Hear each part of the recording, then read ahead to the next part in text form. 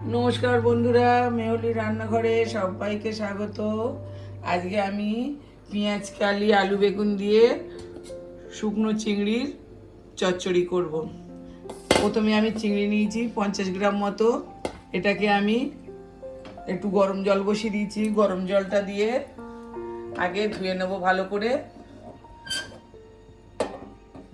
যতক্ষণ গরম জলটা দিয়ে ধোবো ততক্ষণ আমি গ্যাসে কড়াইটা বসিয়ে দেবো। এবার আমি গরম জলে চিংড়িটা এভাবে ভালো করে ধুয়ে নেব, কেন চিংড়ির মধ্যে অনেক সময় অনেক নোংরা থাকে, বালি থাকে, তাই জন্য আমি এইভাবে চিংড়িটাকে ধুয়ে নেব। আমি ভালো করে দুবার গরম জল দিয়ে ধুয়ে পরিষ্কার করে নিয়েছি। এবার আমি কড়া বসিয়ে দিয়েছি। কড়াতে আমি তেল দিয়ে দেবো।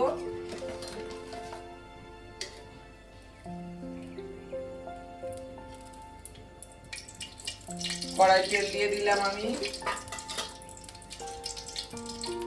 একটু তেল এটাতে বেশি দেবো, আর একটু তেল দিয়ে দেবো,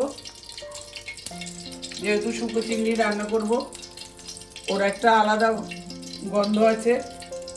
এবার আমি তেলের মধ্যে একেবারে সব দিয়ে দেবো, দিয়ে চিংড়িটাকে দিয়ে দেবো। আমি আগে 5 ফোড়ন একটু ফোড়ন দিয়ে দেবো।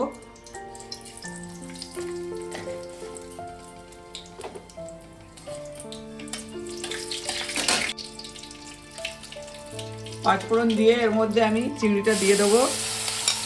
চিংড়িটায় আমি নুন হলুদ মাখাইনি, এমনি দিয়ে দিয়েছি। দিয়ে চিংড়িটাকে একটু ভালো করে ভেজে এর মধ্যেই আমি সবজিগুলো দিয়ে দেবো সব। চিংড়িটা আমার ভাজা হয়ে গেছে। এবার আমি এতে আলুটা দিয়ে দেবো আগে।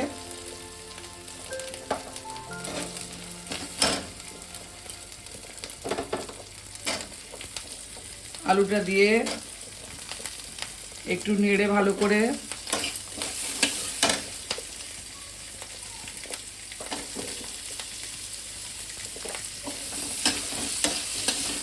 আলুটা দিয়ে একটু নেড়ে তারপরে বেগুন আর পেঁয়াজ কালি আর গোটা চারেক কাঁচা লঙ্কা আমি দিয়ে দেবো এখানে।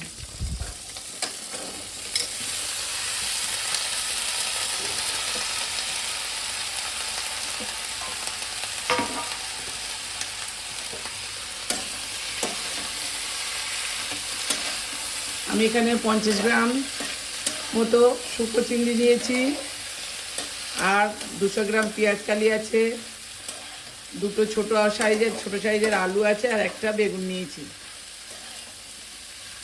আপনারা যে যেমন যতটা পরিমাণ দিয়ে করবেন সেইভাবে নেবেন। আমি এর মধ্যে এবার সব মশলাগুলো এক এক করে দেবো।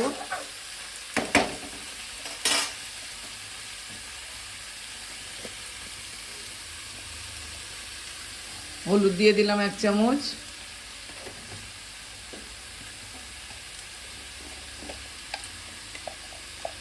লঙ্কার গুঁড়ো দিয়ে দিলাম 1 চামচ।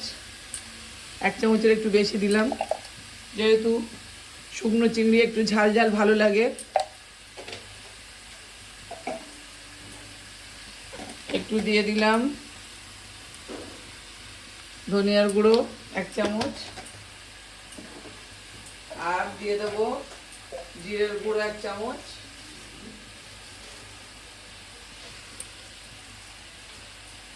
দেবো পরিমাণ মতো নুন,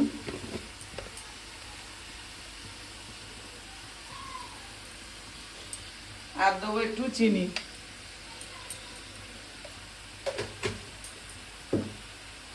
দিয়ে এটাকে একটু মশলাটাকে এইভাবে নেড়ে এর মধ্যে দিয়ে দেবো ছোট 1 চামচ আদা রসুন বাটা,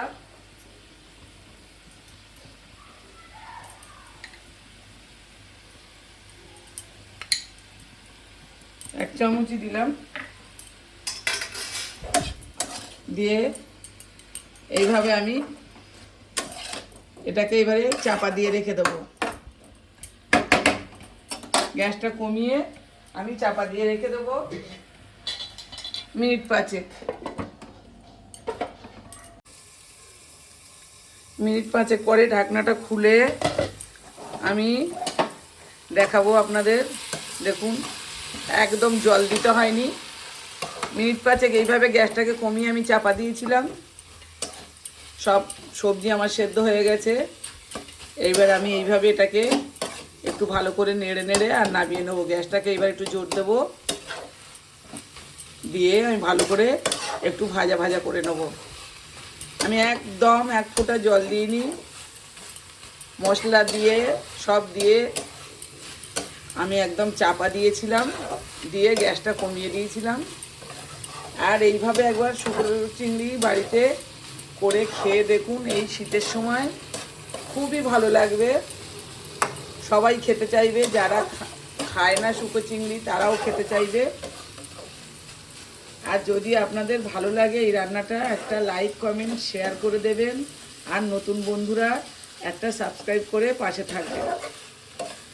সাবস্ক্রাইব করলে ভিডিও করতে ভালো লাগে। আমি আরও এটা মিনিট 2 ভালো করে নেড়ে আর নামিয়ে নেব।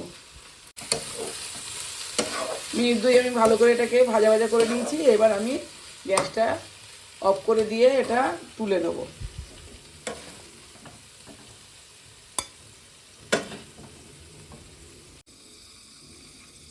দেখুন আমি এইভাবে রান্না করে কত সুন্দর হয়েছে। আপনারা এইভাবে একবার বাড়িতে করুন, করে খেয়ে দেখুন, তারপরে আমায় কমেন্ট করবেন ভালো হয়েছে কিনা।